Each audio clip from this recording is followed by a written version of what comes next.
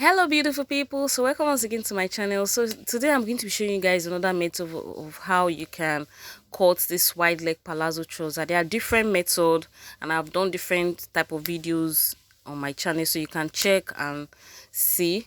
So I got this fabric at Tejo Show market or Tejo Show mall, where they sell this bend down selects. You can get it there. So there are different type of vendors there, so you go there and just look around and check for what you want. So this is where I got mine, and I bought 3 yards for the red color. There are different velvet material and all. So if you want this type of style, you need like 4 to 5 yards because the legs are very wide.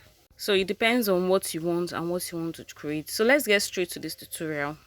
So the first thing you need, you must have cut out your pattern on a pattern paper. As you can see, I've already done that in my video. I have a tutorial of this on how to cut your trouser with elastic, so go back and watch that video.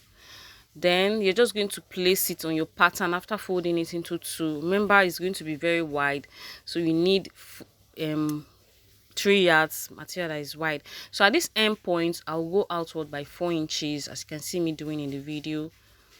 So if you want it very wide, you can go as far as 6 or 7 inches. That leg part will be very wide, so it depends on what you're trying to create. So at the left hand side, I'll also do the same thing. I'll go inward outward by 4 inches, so you can see for 4 inches. You can extend it more if you want, but I'm just going to work with 4 inches because my material, I'm managing it, I'm using 3 yards. So if you have enough money, you can buy 4 to 5 yards. So from this hip point where my hand is pointing right now, connect it straight down to that 4 inches extension you came out from. So you connect like so. Then you do the same thing at the crotch area. From that crotch point, connect it straight down to the 4 inches outward it came out from, like so. It's that easy. So you must have cut out your pattern, or you must have drafted out your pattern. That's the first step first. So if you are using elastic, that means you're going to be at the waist point. You're not going to use your waist, you're going to be using your hip measurement at that waist point. I have a video on that, so you can go back and watch. So I'm just going to zoom it clearly so you can see me connecting it like so, straight down to that point I came outwards by 4 inches, or I extended outward by 4 inches. I'll connect like so. So there's no difference between the back and the front. The back and the front are the same thing. So after cutting the front, it's going to be 2 pieces, remember. So after cutting the front, this side is going to be, so if you're cutting the back, you have to turn it facing you. So first thing first, they must not be equal, or you must not cut the same thing at the same point, because the fabric will not be the same. So for that method, you have to turn it like so, as you can see me doing in the video. So I'm just going to cut it on the for the back. So this is it. I place the front on top of the back. So this is the point. You can see I changed the direction. Before it was facing outward, now it's facing me. So they must not be equal. Take note of that. It depends on the fabric though. So the back and the front are the same thing. Remember, there's no extension, there's no crotch extension or hip enlargement or whatever. You're going to be using the same point because you are using elastic to do this. So I've cut the back, as you can see, the back and the front the same thing. So now it's for me to join the crotch area of the two fronts together. Remember, you'll be cutting 2 pieces for the front, 2 pieces for the back. So I'm just going to join the 2 pieces like so.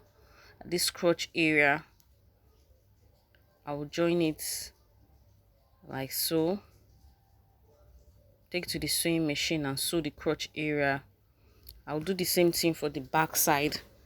So let me just place it on the floor so you see it clearly. So I'm just going to take to the sewing machine and run a stitch. Then I'll do the same thing at the other side. Join the two front parts together like so.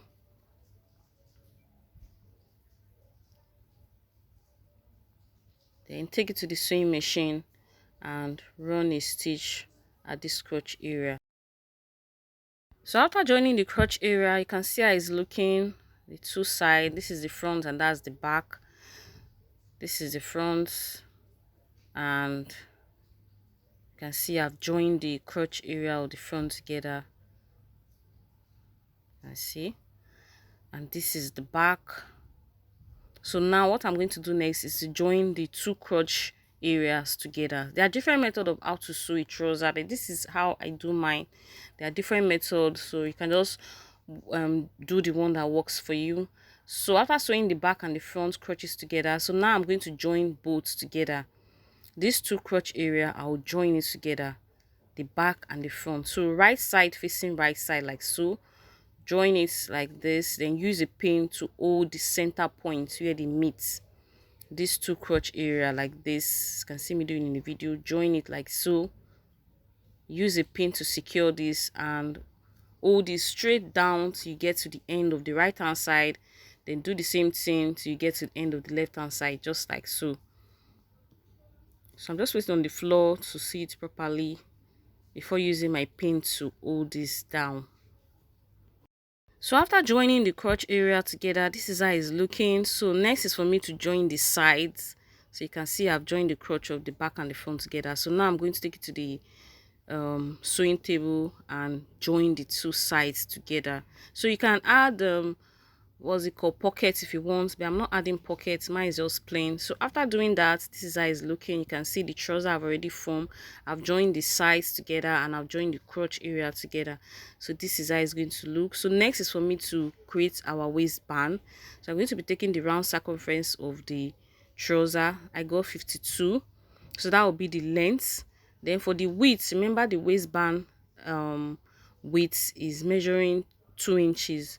So that's why I'm taking 5 inches. So by the time I fold it into 2, it's going to be 2.5 inches. So you can see this is how it's going to look. So by the time I fold it into 2, it's going to give me 2.5 inches like this.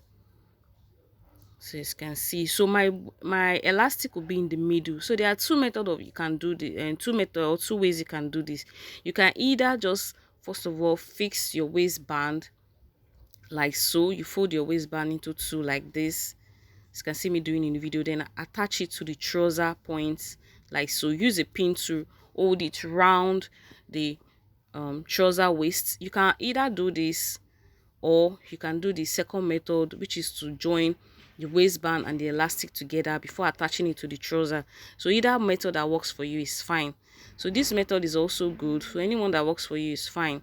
Then you're going to use a safety pin to use the elastic, then you insert it into the waistband. So it depends on what you want. I'm not using that method. I'm using the method where I'll be placing the waistband in between the elastic like so. You can see me doing in the video. So I'm going to put it in the middle like this.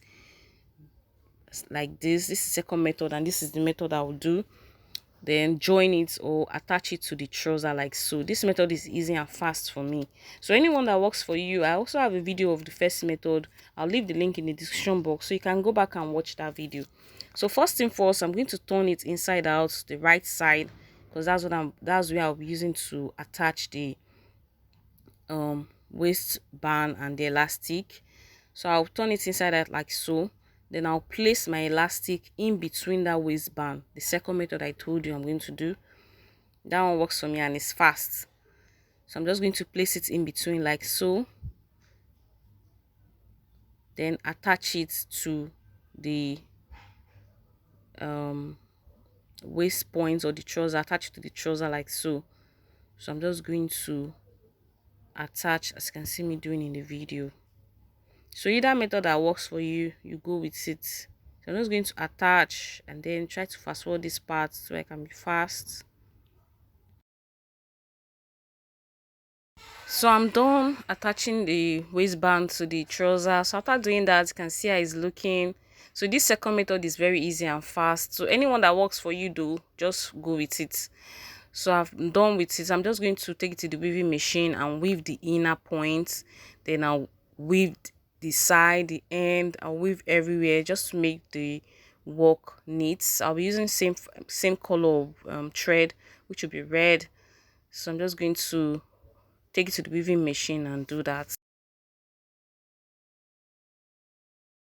So I'm done, and this is how it looks on the mannequin. See how it came out so nice, fuller. So if you want yours fuller, remember to use 4 yards and extend that end part area by 5 or 6 inches, depending on how wide you want it to be.